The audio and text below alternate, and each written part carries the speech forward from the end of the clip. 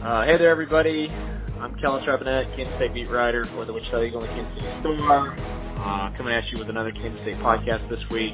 As usual, we got Blair Kerkhoff on the line. We're going to talk Kansas State hoops and Kansas State football with us. Blair, always a pleasure to be in your presence. How's it going? It's going great. Kellis, let me assure you that the pleasure is all mine. Well, we got, I think we should mix things up this week. Let's start basketball first.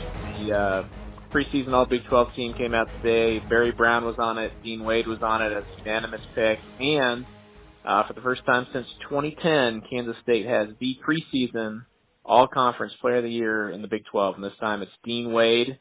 So they've got 40% of the All-Conference team. They've got the best player in the league, at least as voted on by the coaches. A lot to be excited about on that front. What was your thought on that, on those two big honors? Yeah, it just continues to feed into the to the preseason hype of Kansas State that hasn't been, that the program hasn't experienced since at least 2010 or 2011. We're coming off maybe the 2010 season, so it's been a few classes through Kansas State since the program has felt or has been perceived to be this strong, and to have a couple of players named to the preseason all-conference team. The coaches and players can tell you and will tell us at Big 12 Media Days and all media days that it doesn't mean anything, but it does mean something. It feeds the level of expectation, and Bruce Weber, and he'll talk about it with his team, and players will talk about it among themselves.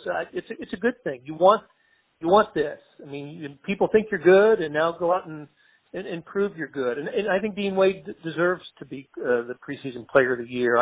There were probably maybe three or four candidates for it, and he was, as I think about it, he's as deserving as anybody to have this distinction, if you're limiting it to players who have been in the Big 12 before.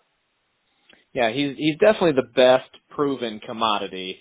If you were going to go with somebody else, it would be a newcomer, or a lot of media, I know, has speculated that Lawson, the Memphis transfer, would be the most likely pick out of Kansas. And you never know, he might actually end up being the best player in the league this season. But the way Dean Wade came on last season, if you especially if you just look at how he played in conference play, he was the best forward I thought in the league last season. So I think it's pretty deserving, and I'm excited for him. It still cracks me up that at Kansas State's basketball media day, Bruce Weber said he didn't think the team was getting enough respect. I think quite the opposite. I think they're getting all kinds of respect here. And it's like you said, it's exciting. I think you weren't here. You weren't here over the weekend, but they had Madness in Manhattan, and there was actually a few thousand fans at it. There was some genuine excitement about everything. It's kind of a nice, refreshing turn there. Yeah, look, and if Bruce Weber doesn't think they're getting the hype that they deserve, I would suggest you look at the magazines and pay attention to the polls. I think that everything I've seen is Kansas State is the number 2 choice in the Big 12, and I'm totally good with that. That's where I have them. I think they're going to with a chance to be the Big 12 champion. And it's been a while since we've thought of K-State like that. So yeah, Dean Wade and Barry Brown on the preseason all-conference team, and I think Michael Beasley's been the only Kansas State player to be named Big 12 Player of the Year, not newcomer, but Player of the Year, because the year that, I guess, Jacob Pullum's final year, Marcus Morris, I think, was the Big 12 Player of the Year that year for Kansas. So right, fairly edged them out. Yeah, they edged them out, and of course I'll never forget the game Pullum had against KU in Bramlett that year when he hung 38 on them. And it was neat to hear him on the radio. I wasn't at the game on Saturday, the football game, but I noticed Jacob Pullum was there, and kind of neat to hear him interviewed on the sideline before the game.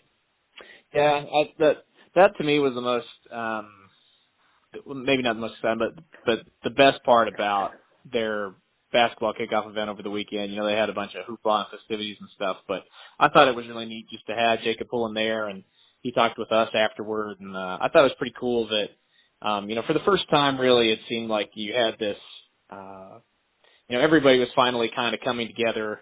You had this reunion of, you know, the last time Kansas State had all of this excitement and was really good at basketball, intersecting with what Bruce Weber has going right now with Jacob saying, you know, he's changed his mind on Coach Weber, and you've got all this respect for him now. And it was pretty neat to be able to, you know, see all that come together and see some of the former players totally on board now and kind of getting that reunion in there. Yeah, and I was really interested in the story that you wrote about that from that occasion, and it was happy to see that because Pullen was, you know, he was not happy with Bruce Weber when the hire was made and made it known on social media, and I thought, gosh, that's no good for anybody at Kansas State for a recently departed star to feel this way and to express it.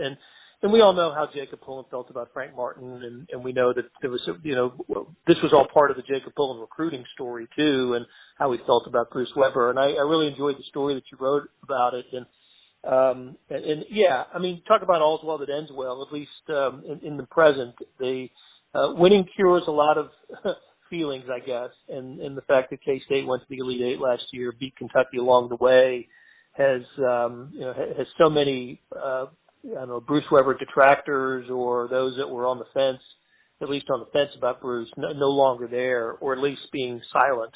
And they're allowed to, you know, to enjoy this, and they should enjoy this preseason expectation and use it and maybe, you know, help momentum into the season. So, yeah, I think and today's news about the preseason all-conference team and player of the year only feeds to that. Where do you think they'll be in the preseason poll? Second? Yeah, I think they'll be second to Kansas, and then in the national polls, in the top 15, somewhere between 10 and 15 would be my guess. With West Virginia the third choice, and I would have TCU as the fourth choice, and then it's a mad scramble after that. So. No, I do think Kansas will get all the first place votes, and then and I think Kansas State probably all second, no lower than third by coaches or media, whoever votes on this, and then TCU I think is going to be well regarded, especially with Jalen Fisher coming back this year. So to me, I think those four, as I look at it right now, I see those four as the league's top four, and probably the teams with the best chance of being in a preseason top 25. Yeah, I agree with you there.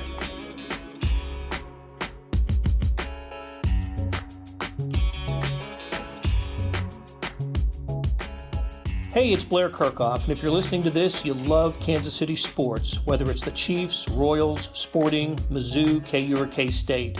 And no one covers these teams like the Kansas City Star.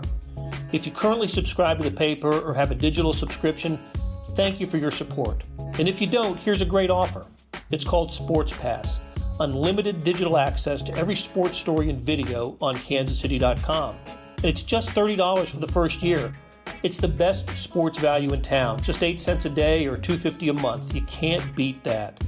Subscribe now at kansascity.com/sportspass.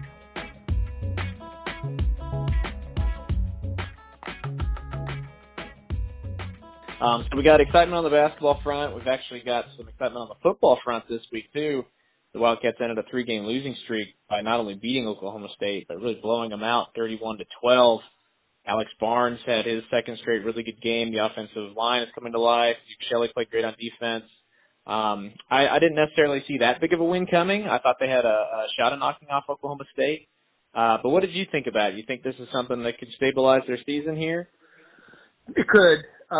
Because just for a couple reasons, the defense played as well as it did, and it looks like all the talk about Kansas State and their quarterback situation that just consumed the conversation about the Wildcats.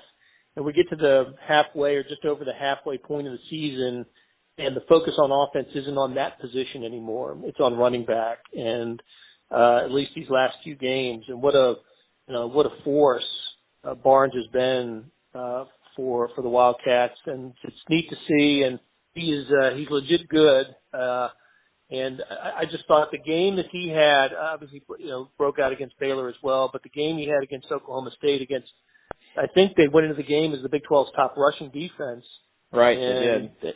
And he just rolled all over him. And credit to the offensive line as well. But I think they have, maybe we've seen the beginning of an identity for this Kansas State team that'll take them through the second half of the season. That'll bode well for them. Now they're going to have their challenges on the schedule, but after the way they won last Saturday, I just feel better about where the team is and getting the bowl eligibility now for them. I mean, we're not looking at a Big 12 championship season. I think even finishing in the top half may be a long shot at this point, but you just like them better now when they, as they would maybe match up against the TCU or Texas Tech, maybe even up at Iowa State at the end of the year.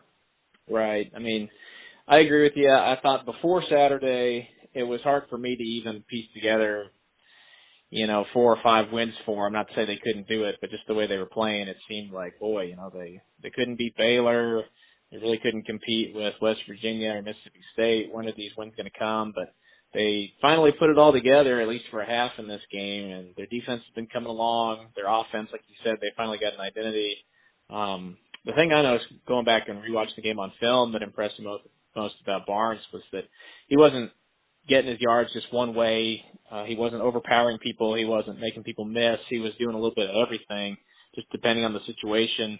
He was getting by people in every way that he could. So I was really impressed by him, and I think the offensive coordinators and that staff have finally realized that they've got some really good run blockers on the right side of their line, and they've wised up and started to run a lot of their plays that way. And I think that's why they've had a lot more success the last 2 weeks. So maybe that's something that finally they've got an identity. They know what's working. They're going to ride it. Obviously, they need a little bit better passing game, but whatever. That's something they can work on over the next 2 weeks. And I think this gives them, a lot of hope going into the second half of the season. I still don't necessarily love their chances against Oklahoma, but, at TCU, that game, doesn't seem far-fetched anymore. Texas Tech, Kansas, Iowa State, kind of look at those as toss-up games now. So, last week you were thinking maybe bowl was a long shot. Now it's back on the table. Yeah. Look, he's getting 30-plus carries, right, against Oklahoma State. Should that be a concern? Are they going to work him? They are going to ride him. Are they going to ride him too hard the second half of the season? Is there a chance? I'm just looking at it. 34. Wow, 34 for 181 rushing, and he was fantastic. But I wonder if he can expect this kind of workload in the final 5 games, and if so, is he going to be able to hold up underneath this? Well, you would think the wise move would be, to use some other running backs a little bit more. Personally, whenever I see a running back get over 25 carries, to me, I start to cringe a little bit. That's just a lot of work. To his credit, he said he's fine with it. He said he'll even go up to 40 if need be. The thing that he does have working for him is he's kind of a health nut. He had an internship in town over last summer working at a fitness gym, and really he was really annoyed last year. They just kept having these nagging injuries, and he really blamed himself for not being in the best shape possible to overcome them. So he dedicated his whole offseason to lowering his body fat down to like 4% and getting his bench up to 400 pounds. If anybody can take a big workload, it would be him. I still am just a little bit skeptical that that's what you want to do when you do have other capable running backs like Dalvin Warmack just sitting there. I would think it would be a little wiser to spread out those carries just a little bit. There's nothing wrong with featuring the guy, but 34 carries, that's a lot of work. It is. And look, but with this, if this is the direction that Kansas State is going to go, and it looks like it is, that does play into the part of the Bill Snyder philosophy of controlling the clock and keeping high-powered offenses off the field, and I think it creates a more comfortable sort of game plan for the Wildcats, and it also speaks to something that we don't see terribly often in college football, and that's just a mid-season adjustment to your, to change from what you had planned on doing into what's working best for you. And, I don't know why we should ever doubted Bill Snyder's coaching acumen when it comes to that, but it's at least these last couple of games, the way they've changed their offensive approach. It's okay. Let's go into the conference room. Let's talk about it and let's figure it out. Put it on the practice field and see what we can do. And so far, the results have been there for the Wildcats.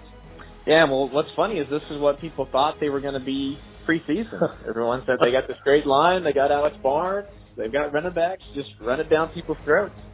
It's weird. I'm not really sure why it didn't work in the first 5 games, but I guess it works in the last 7. They'll have to take it. Yep. So, but you're right. It's passing game's not there to the extent that you want to see it. And I guess Alex Barnes was the leading receiver on Saturday. So, Zuber, of course, has he's got probably the most of the wide receivers, return guys, the biggest playmaking ability. But there's still not enough of that in the Wildcats repertoire. So grind it out, work behind that offensive line, and hand the ball to Barnes, and let's take about 35 minutes off the clock a game and see where the game goes. Yeah, well, he'll have a full week to rest up this week before he has to go down and play Oklahoma. So he's got that going for him. There you go. All right, well, we'll end it there. Thanks, everybody, for tuning in. Blair, thanks a bunch for joining us. Absolutely, Kellis. Take care.